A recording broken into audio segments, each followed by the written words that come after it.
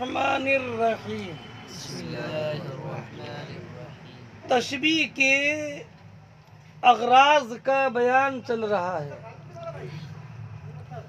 فرمایا کہ تشبیہ کی غرض زیادہ کر لوٹتی ہے مشبہ کی طرف. اب مشبہ کی طرف جو غرض لوٹتی ہے اس کی 7 صورتیں ہیں. پہلی صورت مشبہ کے کا بیان امکان، دوسرا بیان حال، دوسرا بیان حال مقدار، چوتھا مشبہ کی تقریر، پانچواں مشبہ کی تزئین، چھٹا مشبہ کی تقبیح. اب چھٹی غرض، 7ویں غرض کون سی؟ جو مشبہ کی طرف لوٹے. یاد رکھنا یہ ان اغراض کی صورتیں ہیں جو غرض کے مشبہ کی طرف. چھٹی غرض یہ ہے کہ او استطرافہ، بیٹا ذرا توجہ رکھنا، یا مشبہ کو انوکھی اور نادر المثال شکل پر ظاہر کرنا. کیا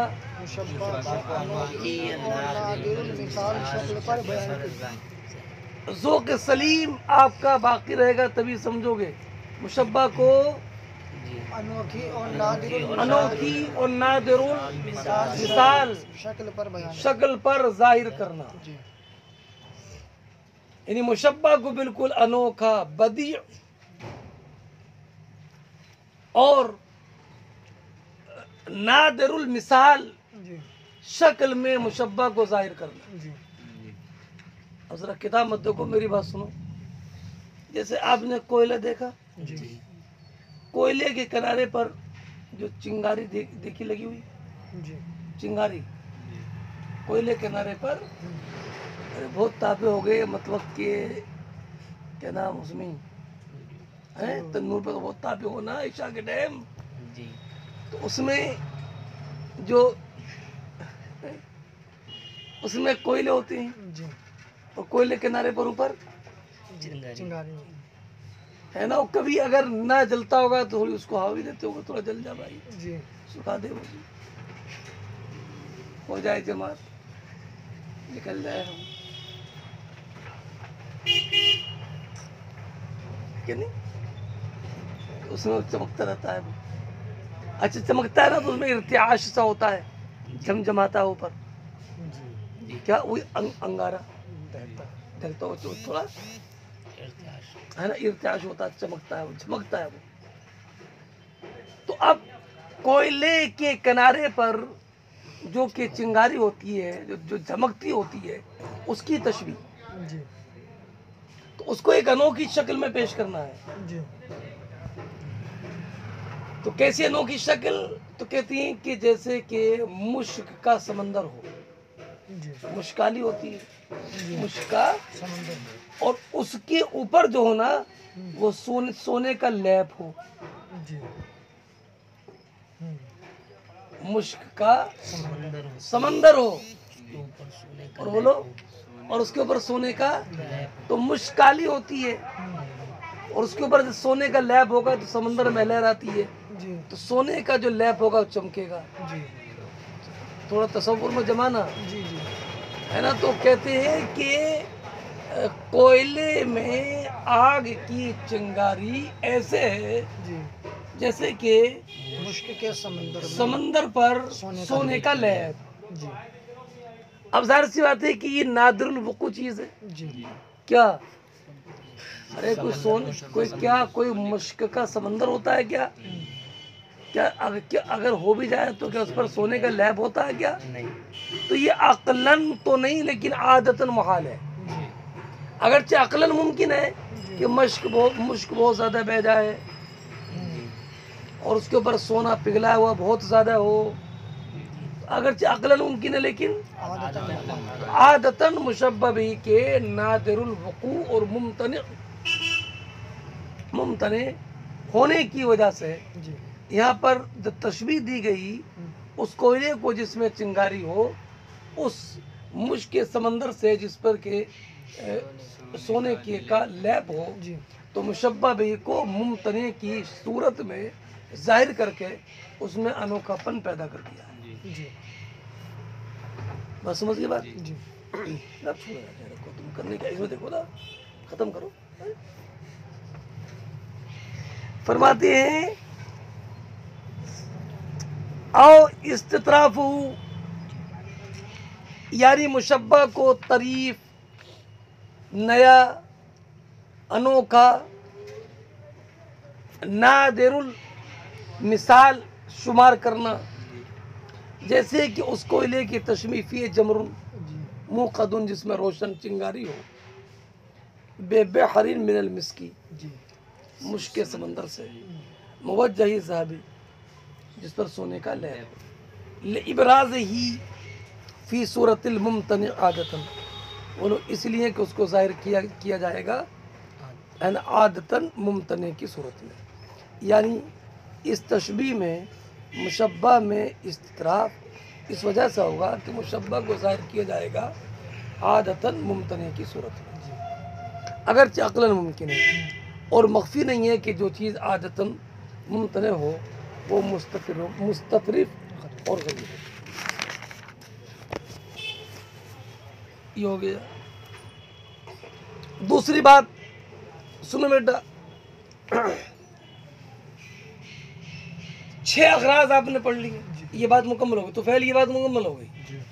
اب یہاں سے یہ بات مکمل کر کے استطراف کے تعلق سے الگ سے ایک بات بیان فرماتے ہیں۔ یہ بیٹا الگ سے ایک مستقل بات ہے۔ استطراف فرماتے ہیں کہ استطراف میں مشبہ کو ممتنع کی صورت میں ظاہر کیا جاتا ہے، جو پڑھا آپ نے۔ اس کے علاوہ استطراف کی ایک دوسری صورت ہے، ایک تو استطراف کی صورت یہ ہوئی کہ مشبہ کو بولو ہے نا عادتاً ممتنع کی صورت میں ظاہر کیا جائے، اس کے علاوہ ابراز کی دوسری صورت ہے۔ وہ کیا صورت ہے؟ سنو بھائی، ذرا توجہ رکھنا۔ پہلی صورت کیا پڑھی آپ نے کہ مشبہ بھی عادتاً ممتنع، دوسری صورت یہ ہے کہ مشبہ بھی ذہن میں نادر الحضور ہو۔ کیا؟ مشبہ بھی ذہن میں نادر الحضور، سمجھ گئے؟ مشبہ بھی کا ذہن میں حضور بہت کم ہو۔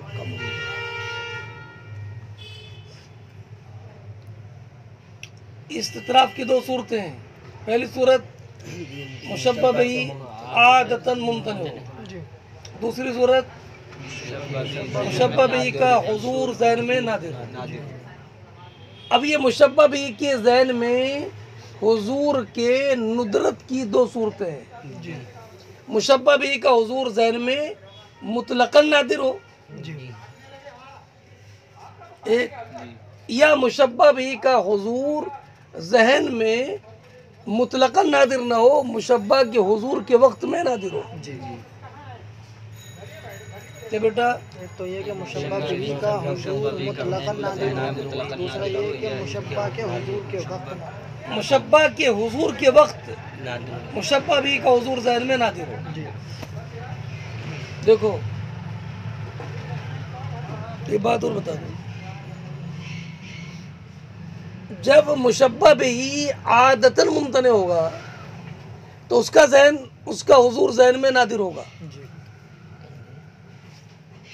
لیکن جب مشبہ بھی کا حضور ذہن میں نادر ہو تو ممتنع ہو، یہ لازم نہیں ہے۔ کیا؟ جب مشبہ بھی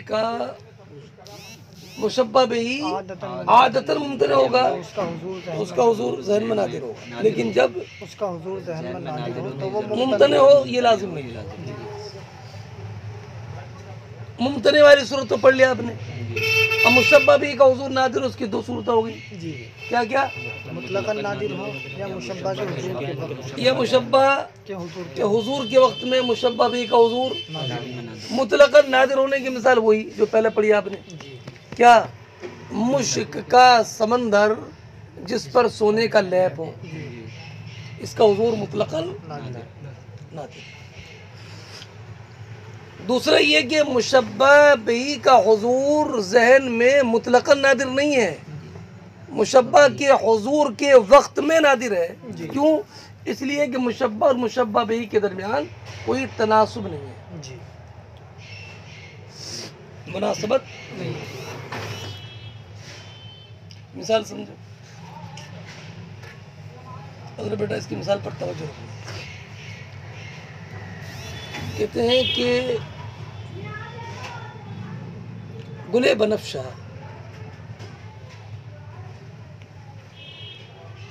گلے اپنی رونق پر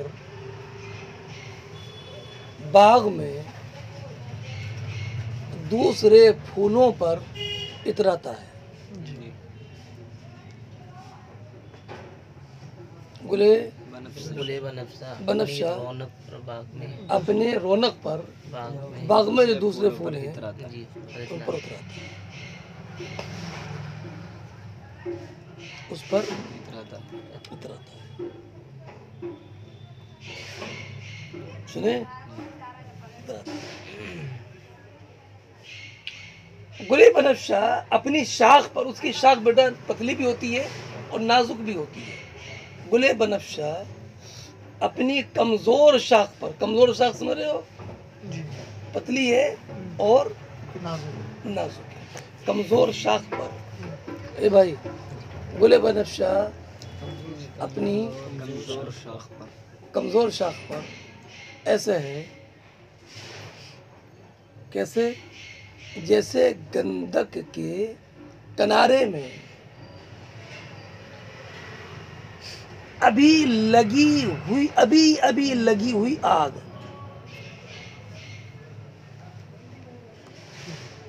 کیا؟ کمزور شاخوں پر ایسے ہے جیسا گندک کے کنارے پر یار بڑا ذوق سلیم، پتہ نہیں کام کرے گا نہیں کرے گا۔ ابھی لگی ہوئی آگ، یہ بھی ابھی لگی ہوئی آگ، گندک جانتے ہو؟ اس میں آگ لگتی ہے، لگاتے جلاتے ہو اس کو، تو جب گندک میں آگ لگتی ہے نا تو وہ کچھ بالکل سرخ آگ نہیں ہوتی ہے وہ، بلکہ اس آگ میں کچھ جامنی کلر ہوتا ہے۔ اللہ اکبر۔ گندک میں جب آگ جلائیں گے نا بیٹا فوراً، تو فوراً سرخ نہیں ہوگی وہ، بلکہ ہلکا ہلکا جامنی سا کلر ہوگا، اور گلے بنفشہ کا کلر بھی جو ہوتا ہے وہ جامنی ہوتا ہے۔ ابھی لگی ہوئی آگ، جب آگ کو خوب دہکا دیا جاتا ہے تو وہ تو سرخ ہو جاتی ہے، جی سنیں؟ تو گلے بنفشہ کو تشبیہ دی گئی ہے کس سے؟ گندک پر لگی ہوئی، بولو، ابھی لگی ہوئی آگ سے۔ اے بھائی تو گندک میں ابھی لگی ہوئی آگ، اس کا حضور ذہن میں نادر نہیں ہے، کیا؟ ارے جیسے مشک کے سمندر پر سونے کے لیپ کا جیسے حضور ذہن میں مطلقاً نادر ہے، ایسے گندک میں لگی ہوئی آگ کا حضور ذہن میں نادر نہیں ہے، لیکن گلے بنفشہ کے تصور اور حضور فی ذہن کے وقت میں، سنیں؟ گندک میں ابھی لگی ہوئی آگ کا حضور نادر ہے، کیوں؟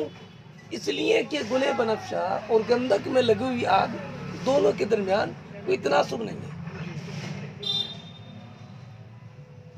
بھیا نور محمد نہیں سمجھے؟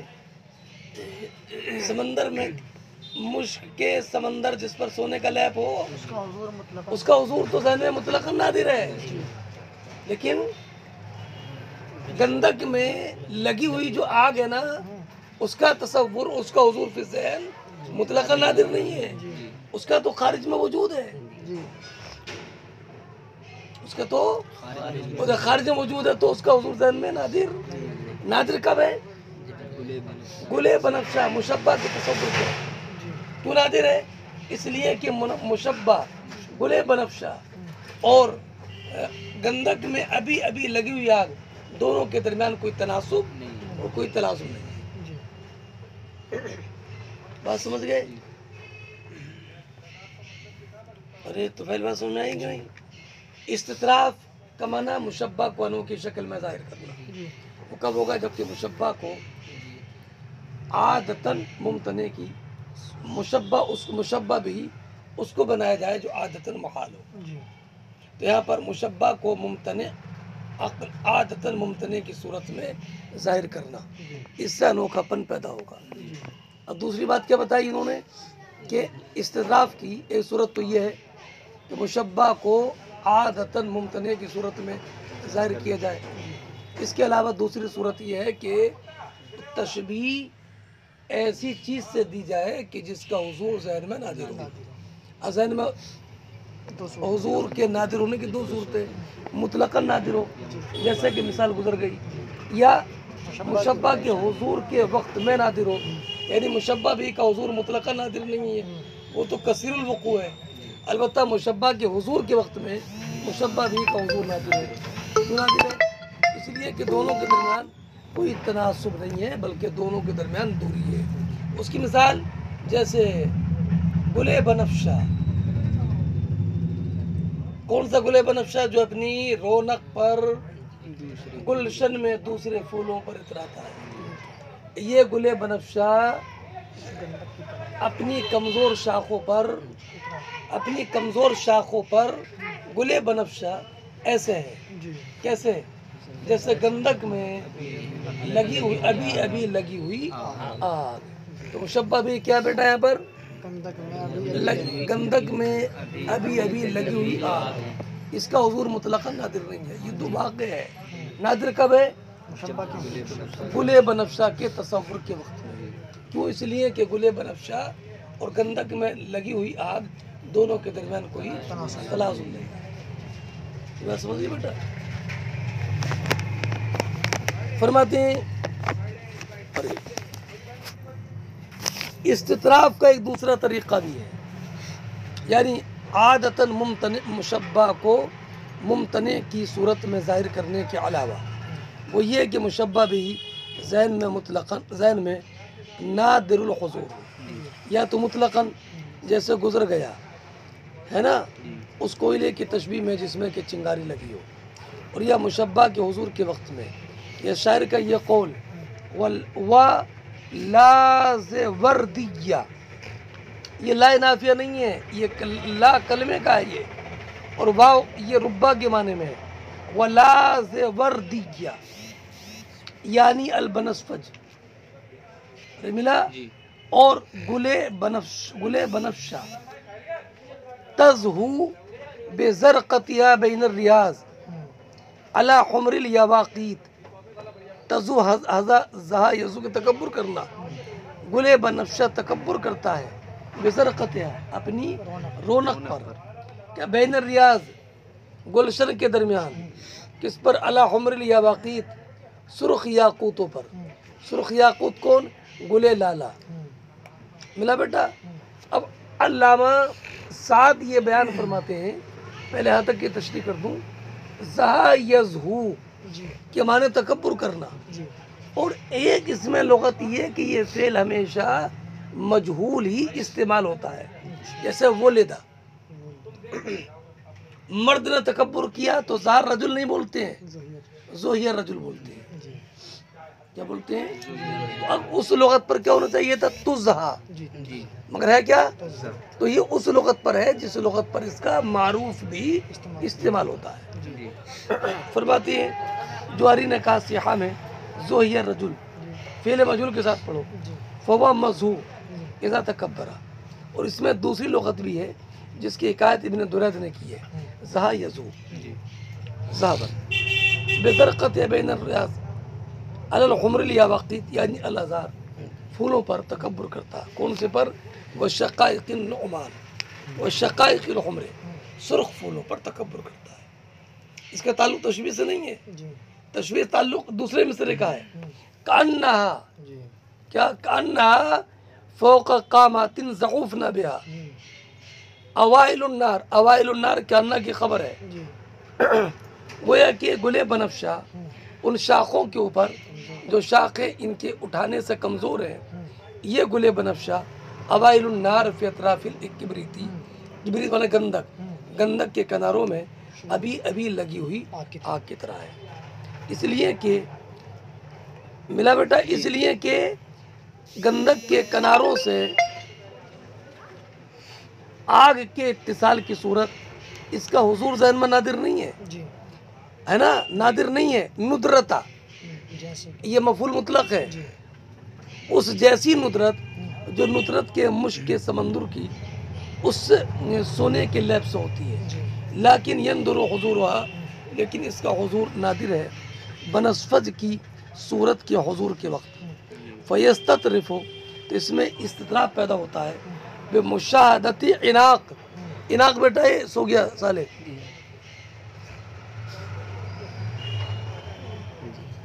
کیا کر رہے ہو صالح؟ لحاظ دور ہے تب بھی سو رہے ہو؟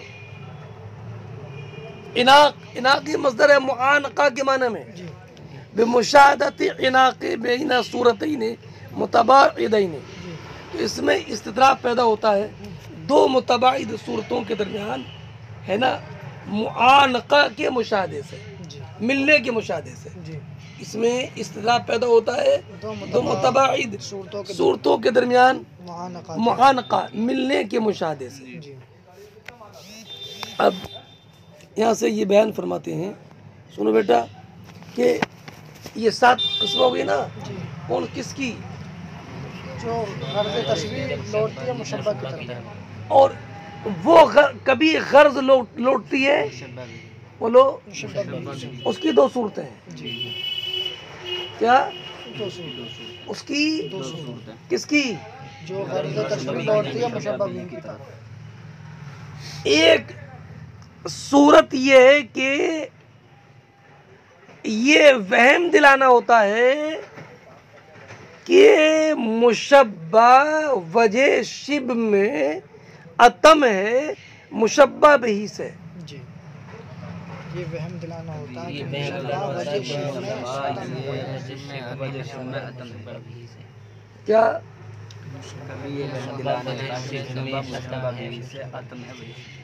یہ تشبیہ مقلوب میں ہوتا ہے، نور محمد اس میں تشبیہ مقلوب سمجھتے ہو؟ نہیں سمجھتے ہو گے؟ تشبیہ میں ناقص کو کامل کے ساتھ ملایا جاتا ہے، جی جیسے زید کل اسد، جی وجہ زید کل بدر، سنے، ناقص کو، کامل کے ساتھ، لیکن تشبیہ مقلوب میں یہ ہوتا ہے کہ کامل کو ناقص کے ساتھ ملاؤ، یعنی کامل کو مشبہ اور ناقص کو مشبہ بھی بناؤ، یہ بتانے، یہ وہم دلانے کے لیے کہ یہ ناقص گویا کہ کامل سے بھی اتم ہے، جی کیا؟ یہ وہم دلانے کے لیے گویا کہ ناقص کامل سے، یہ وہم دلانے کے لیے کہ ناقص کامل سے بھی اتم ہے، ہوتا نہیں ہے اتم، وہم دلانے، اتم ہونے کا وہم دلانے کے لیے، جیسے سنو، جیسے چہرے کی تشبیہ چاند سے دیں گے، چاند کی تشبیہ چہرے سے دیں گے، چہرے کی تشبیہ، اگر کوئی چاند کی تشبیہ چہرے سے دے تو یہی وہم دلانے کے لیے ہوگا کہ اس کا چہرہ چمک میں چاند سے بھی زیادہ ہے، ارے کیا؟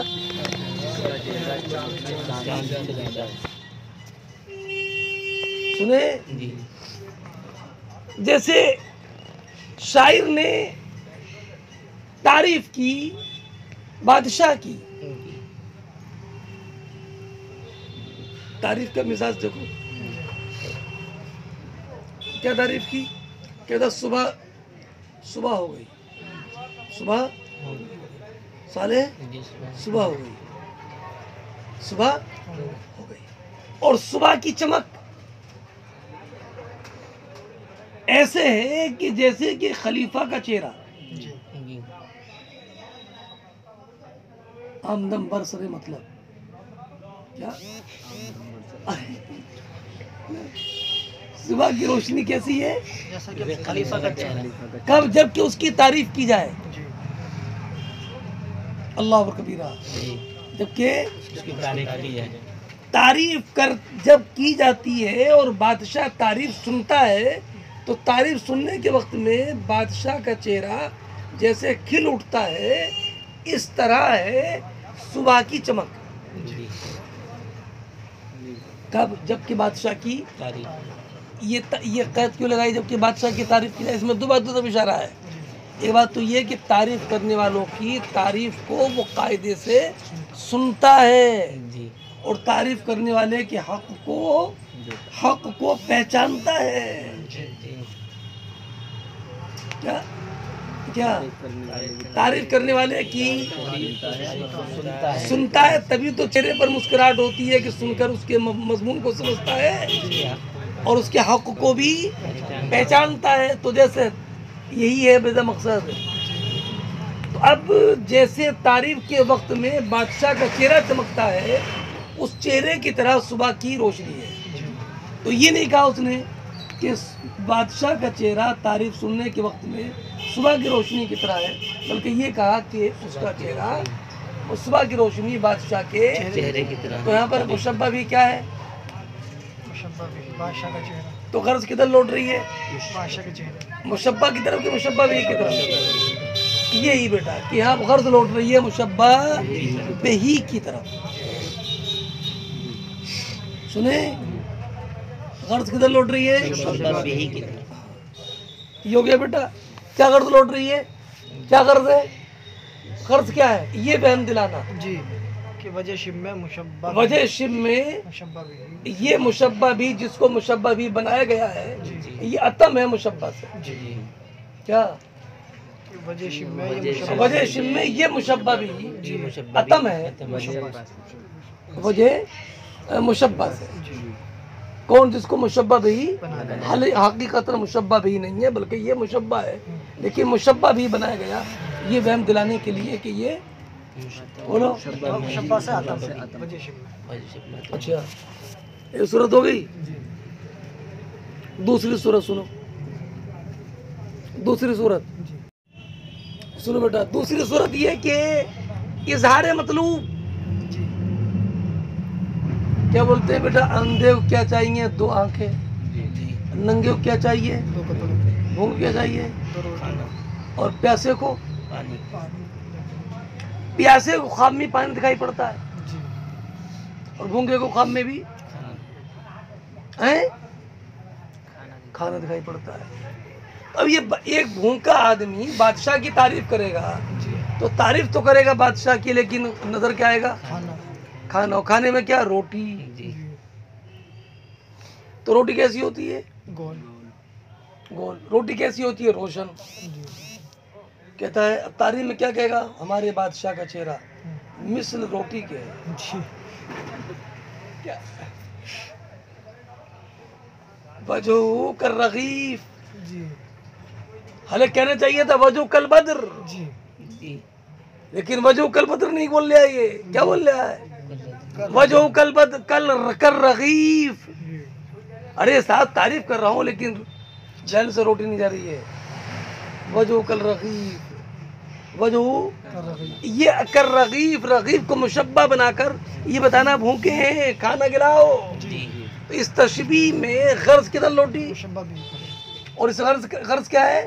اظہار مطلوب. اظہار مطلوب کیا؟ ارے بولو بیٹا. روٹی چاہیے. روٹی. وجہ کر رغیف. دونوں صورتیں سمجھ گئے؟ اب فرماتے ہیں اور کبھی غرض لوٹتی ہے مشبہ بھی کی طرف. اور یہ دو قسموں پر ہے. ان میں سے ایک یہ ایہام، یہ وہم دلانا، انہو بولو کہ مشبہ بھی، جس کو مشبہ بھی بنایا ہے وہ اتم ہے، وہ جشم میں مشبہ سے. اور یہ تشبیہ مقلوب میں ہوگا. تشبیہ مقلوب کیا؟ کہ جس میں ناقص کو مشبہ بھی بنایا جائے، قصد کرتے ہوئے اس دعوے کا کہ وہ اکمل ہے. یہ شاعر کا یہ قول، بدت صبح ہو، صبح ظاہر ہوئی، کانا غرتہ، غرہ کے معنی اصل میں گھوڑے کی پیشانی کی سفیدی ہے جو 1 درہم سے زیادہ ہو. اور پھر اس کا استعارہ کیا غرہ کا صبح کی سفیدی کے چمک کے لیے. صبح کی سفیدی ظاہر ہوئی، کانا غرتہ، گویا کہ اس کی چمک وجہ الخلیفہ بولو حین یمتدح، اس لیے کہ یہاں پر قصد کرنا ہے، یہ قصد کیا یہ وہم دلانے کا کہ خلیفہ کا چہرہ صبح سے اتم ہے روشنی اور چمک میں.